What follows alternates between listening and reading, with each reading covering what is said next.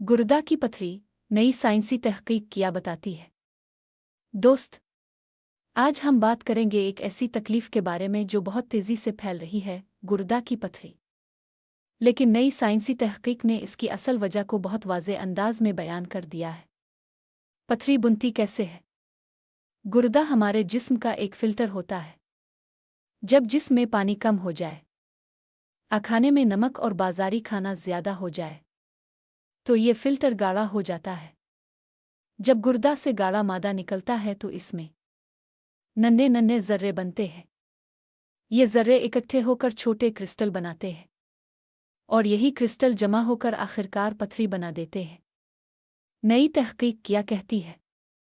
जदीद साइंस बताती है कि गुर्दा के अंदर बहुत ही बारीक नन्हे ज़र्रे बनते हैं। तहकीक के मुताबिक ये ज़र्रे शुरू में बीज का किरदार अदा करते हैं। पहले एक छोटा सा ज़ेरुआ बनता है, फिर उसके ऊपर कैल्शियम और नमकियात जमना शुरू हो जाते हैं और आहिस्ता आहिस्ता वो पथरी की शक्ल इख्तियार कर लेते हैं।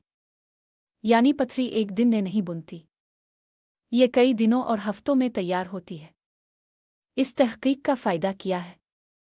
साइंसदानों को अब समझ आ गई है कि अगर इब्तिदा में ही उन बारीक ज़र्रों को तोड़ दिया जाए तो पथरी बनने से पहले ही रोकी जा सकती है। इसी वजह से अब ऐसी नई दवाओं पर काम हो रहा है जो उन ज़र्रों को ख़त्म करके पथरी बनने का अमल रोक देती है। आम आदमी क्या करे?